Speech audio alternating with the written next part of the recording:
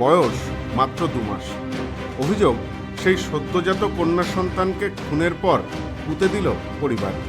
এই অভিযোগের ভিত্তিতেই এবার গ্রেপ্তার বাবা ও দাদু। নারকীয় এই ঘটনায় তীব্র চাঞ্চল্য ছড়ালো গোটা এলাকায়। বুধবার ঘটনাটি ঘটেছে উত্তর 24 পরগনার নৈহাটির শিবদাসপুর এলাকায়। 2 মাসের সদ্যজাত কন্যা সন্তানকে খুনের অভিযোগ উঠেছিল মা ও তার বাবার বিরুদ্ধে। এরপরই মৃত কন্যা সন্তানকে মাটিতে পুঁতে দেওয়ার অভিযোগ উঠেছে বাবা ও দাদুর বিরুদ্ধে। যদিও খুনের ঘটনাটি অস্বীকার করেছেন মা। অন্যদিকে শিবদাসপুর থানার পুলিশ অভিযুক্ত বাবা ও দাদুকে থানায় আটক করে নিয়ে গেছে জিজ্ঞাসাবাদের জন্য। পুলিশ জানিয়েছে, মামুদপুর এলাকার বাসিন্দা অভিযুক্ত অপূর্ব বন্দ্যোপাধ্যায়, সমাপ্তি বন্দ্যোপাধ্যায় ও মৃত শিশুটির দাদু বিকাশ বন্দ্যোপাধ্যায়। অভিযোগ, মা সমাপ্তি ও বাবা অপূর্ব মিলে 2 মাসের শিশুটিকে খুন করেন। এরপর জঙ্গলে গিয়ে মাটি খুঁড়ে শিশুর নিথর দেহ পুঁতে দেন তারা।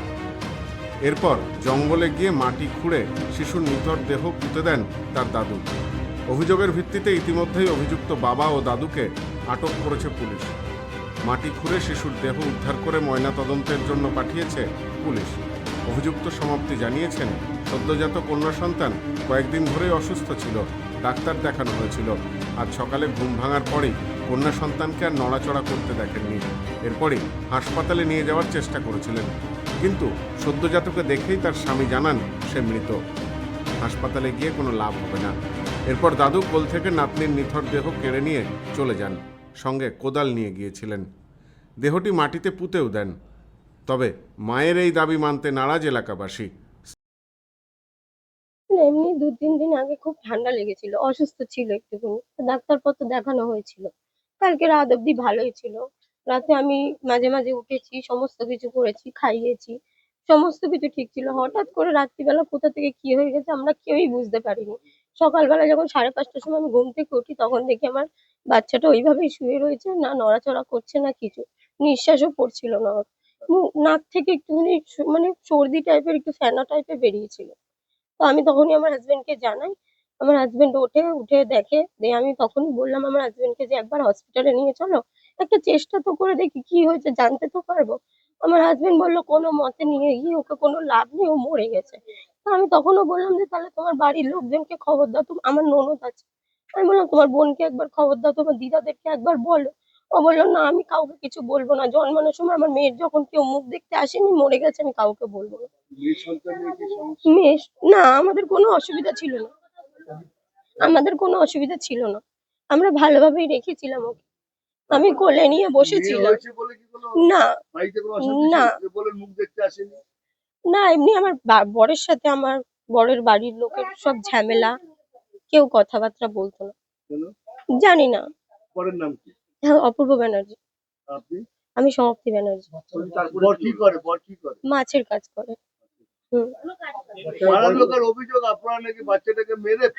নিজের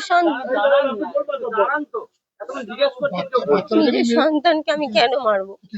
আমি ওখানে কোলে নিয়ে বসেছিলাম, আমি বারবার বললাম যে একবার হসপিটালে নিয়ে চলো, একবার দেখি। আমার শ্বশুর জোর করে আমার কোল থেকে কেড়ে নিয়ে গিয়ে ওই কোদালটা নিয়ে গিয়ে কোথায় পুঁতে দিয়ে এসছে। 2-3 দিন ধরে অসুস্থ ছিল। আমার অসুস্থ না, শ্বশুর এখানে থাকতো, আমরা ঘরে থাকতাম। আমি বারবার বললাম একবার নিয়ে চলো। মানে ঠান্ডা লেগেছিল, একটু কাশি, জ্বর। হ্যাঁ, আমার কোল থেকে ছিনিয়ে নিয়ে আমি দিতে চাইনি। না, তখন ছিল না, নিঃশ্বাস পড়ছিল না। আমার বর বলছে দিয়ে দাও ওকে, দিয়ে দাও, আর কিছু করো না, ওরম ভাবে আটকে রেখো না কোলের মধ্যে। আমি বলেছিলাম আমার হাজবেন্ডকে নিয়ে যাওয়ার জন্য, আমার হাজবেন্ড বললো ওকে নিয়ে গিয়ে কোনো লাভ নেই, ও মরে গেছে। আমি পাড়ার লোককে বলেছিলাম জানাতে, ওর বাড়ির লোককে জানাতে বলেছি, আমার ননদকে ফোন করতে বলেছিলাম, দিদাদের ডাকতে বললাম, আমি কাউকে ডাকলো না। না, আমি কিচ্ছু জানি না। কি চাইবো আমি? আমার যদি সত্যি আমি কিছু করে থাকি, আমার সন্তানকে যদি আমি মেরে থাকি, যদি প্রমাণ পান, তাহলে অবশ্যই আমাকে শাস্তি দেবে।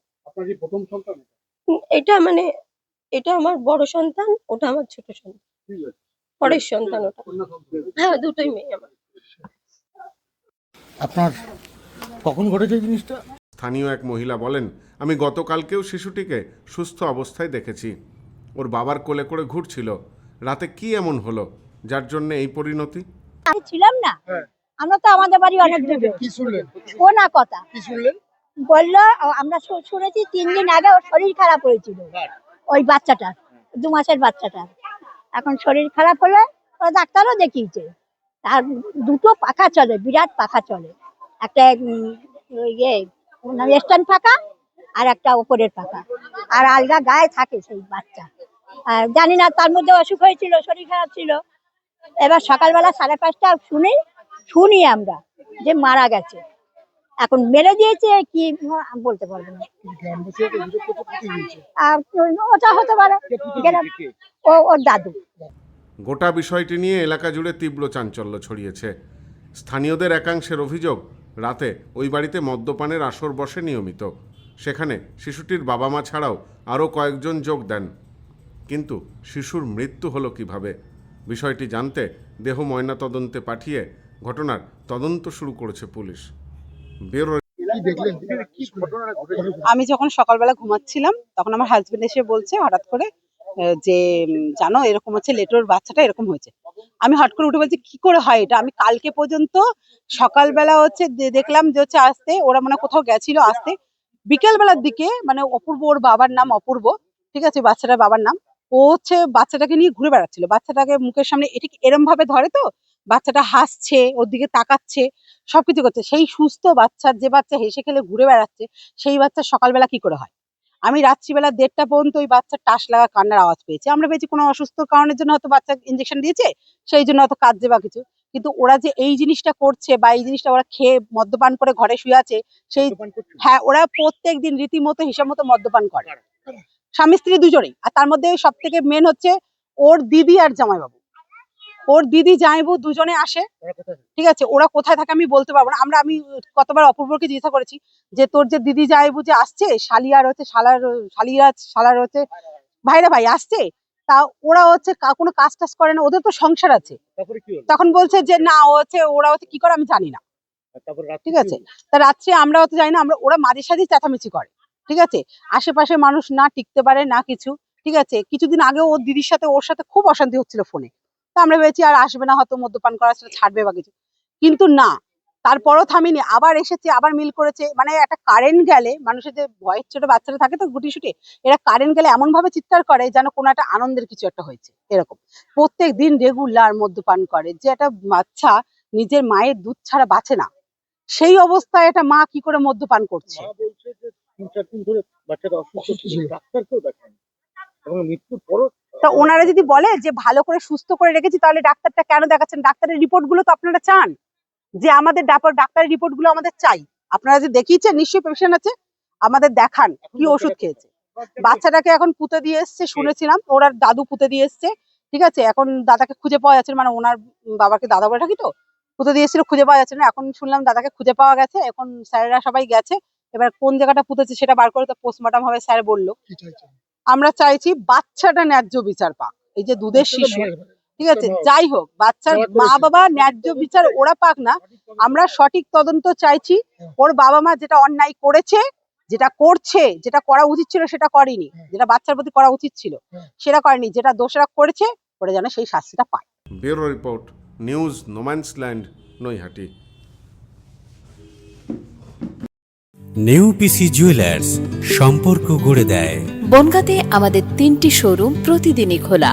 নেউপিসি জুয়েলার্স, বনগাঁ বাটার মোড়। নেউপিসি জুয়েলার্স ব্রাঞ্চ, কুমুদিনী স্কুলের বিপরীতে। নেউপিসি জুয়েলার্স বিউটি, মতিগঞ্জ, হাটখোলা। আমাদের এখানে সোনা কিনুন পেপারের দামে।